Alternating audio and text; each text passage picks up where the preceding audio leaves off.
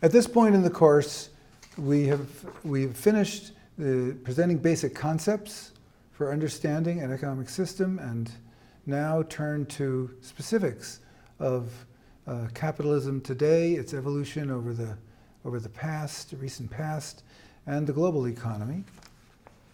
In this section, we examine the rise of capitalism in the US and some features of US capitalism today. At the time of the colonial period in America, capitalism had not yet emerged. It didn't emerge in the US until around 1800, not long after the USA became an independent country, long after it had developed in Europe. What was the dominant economy, the dominant economic system in the colonial period before the American Revolution? There were two systems in two different regions of the British colonies in North America. One was a system known as independent commodity production. This was the system dominant in the North, small farmers. I'll explain this shortly. The second was a slave system. This was the dominant system in the South. Independent commodity production, a system I haven't explained yet, is one in which the same people both own the means of production and do the labor. A family farm, an artisan in town, a small shopkeeper, these are examples of independent or simple commodity producers. That system was not a class-based economic system. The same people did the work and owned the business. There were wealthy classes. They were rich merchants, money lenders, landowners, but most of the population was not directly involved in a class relationship as occurs under slave, feudal, and capitalist systems. The slave system in the US South produced cotton, rice, sugar, tobacco. The slaves were, of course, people from Africa who were captured and brought over. They served as the producers. The richest group at the end of the colonial period in the US was the big plantation owners of the South. Most European Americans in the South were actually small farmers, independent commodity producers. The slave owners were a tiny minority. Where did capitalists come from? After all, there were not really capitalists before around 1800. Well, one source of them, an interesting source, was they came from wealthy merchants in New England, in Massachusetts in particular, who observed the riches being created by capitalism in England, and they wanted to do the same thing. Francis Cabot Lowell was one example who used his wealth, partly from the slave trade, to start factories that copied what was being done in England. There was a second source of capitalists, and that was successful artisans. These were craftspeople who were successful. They began to accumulate some savings, and they gradually became capitalists. But you can't have capitalists without workers to do the work. And where did they come from? Since at that time, there was not a large group of poor people in the colonies. Most people were small farmers. So where could the capitalists get wage workers from? In England, there was a large impoverished class that supplied the wage workers, people being forced off the farms. What happened in America? Well, there were two main sources of wage workers. First, the so-called Yankee farm girls. These were young women who lived on family farms, and their fathers were willing to send them off to work in the new capitalist factories in the Boston area to earn some extra money for the farm family. And Lowell, Massachusetts was a famous site of this. However, eventually, the Yankee farm girls proved an insufficient source of wage labor, and they came from poor immigrants, initially from Ireland, where the potato famine of 1849 impoverished many Irish people, and many of them emigrated to the US, where they could only find work in factories. During the Civil War, the slave system was abolished in steps, first with the Emancipation Proclamation and then with the victory of the North. And after that happened, capitalism became the dominant system in the US as a whole. There are four main classes in US capitalism today. There is, first of all, the capitalist class, those who own and control the means of production and hire wage workers to do the work. That's the first group. Then the wage workers, the ones who get hired to do the work. But there are two other classes. There are small shopkeepers, independent commodity producers, part of the population, part of the economy. And then there's another group.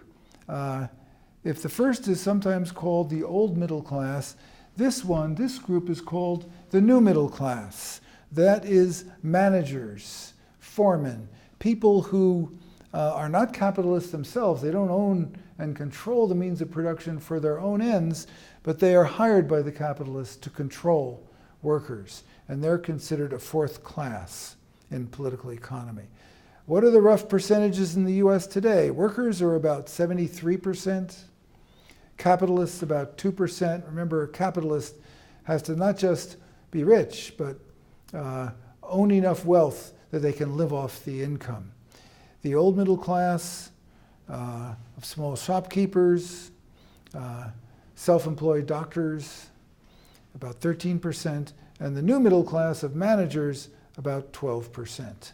Now, there are conflicting interests between the two main classes, capitalists and workers. They have conflicts over various matters: wages, the degree of job security. Can workers get guarantees of not being laid off? Job safety is a constant issue between workers and employers. The overall unemployment rate, if it's low, it's more favorable to workers. If it's high, it's more favorable to employers. We'll see that government can do something about the unemployment rate later in the course. And there's political conflict of interest between workers and employers about the desirable unemployment rate. Social programs, should social programs such as unemployment compensation and Social Security retirement pensions be generous or very modest? That's different interests between capitalists and workers. Trade union rights. Do trade unions have guaranteed rights through the law and through the actions of the government, or do they not? These are all conflicting interests between capitalists and workers. However, there are some common interests as well between capitalists and workers. If the economy has high profits, which is what the capitalists want, accumulation will be more rapid. And if accumulation will be more rapid, then there are more jobs and higher wages possible in the future. That's a possible common interest. Within a single company, high profit means the firm can expand its market share, and that might mean more job security for workers. A third, more subtle factor is that if one employer pays high wages, this might lead workers to work more effectively in order to keep their job if it's a higher wage than they can get elsewhere. And the profit rate as a result would be higher. So this is a possible common interest. It is called a high road labor policy. Now, workers' organizations began to emerge in capitalist countries in the 19th century, and the same happened in the US. There are two main kinds of workers' organizations that exist to promote the interests of the working class. One is labor unions, or trade unions as they're called in England. And the second is labor-based political parties, sometimes called labor parties or socialist parties. In the US, labor unions, which represented 15% of private sector workers in 1930, their numbers grew rapidly up to about 35% by the mid-50s. However, since the mid-1950s, the share of unionized workers has declined, particularly rapidly starting in the 1970s and after 1980.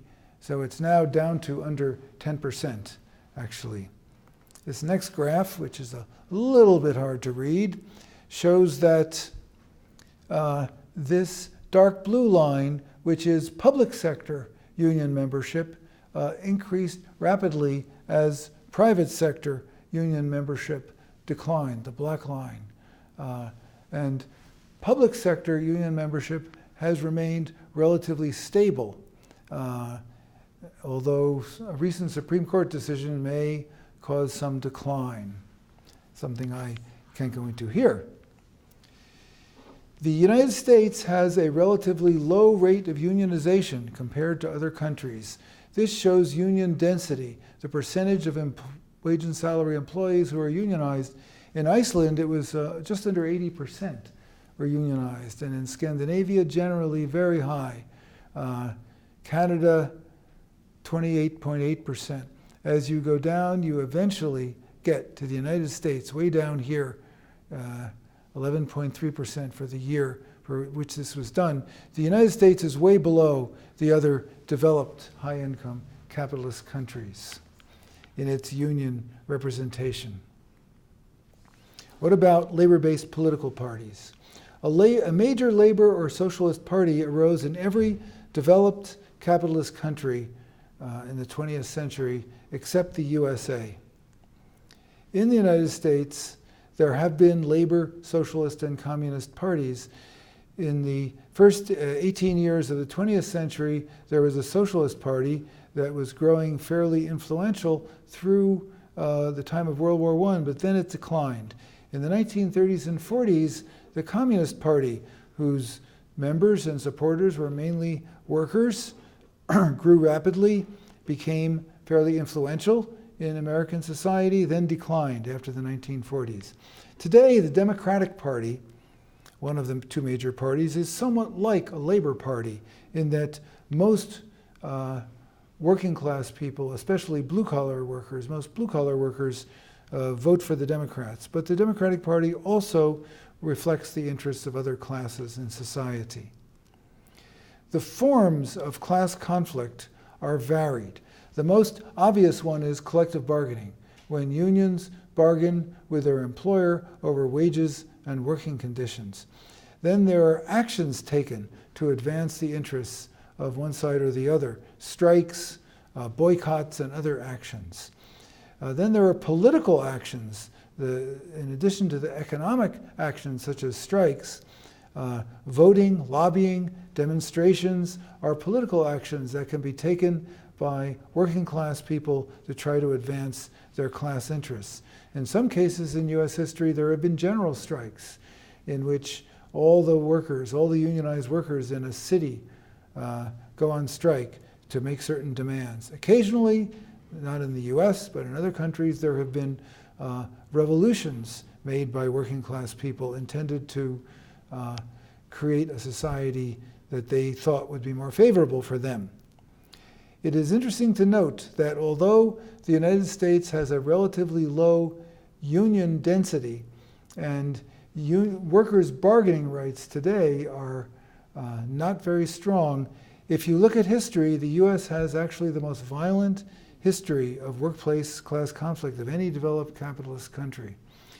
This was particularly true in the late 19th century, early 20th century, but even today, during strikes, sometimes workers are killed. This goes on. Current major class conflicts in American society involve, first of all, the right to join a union.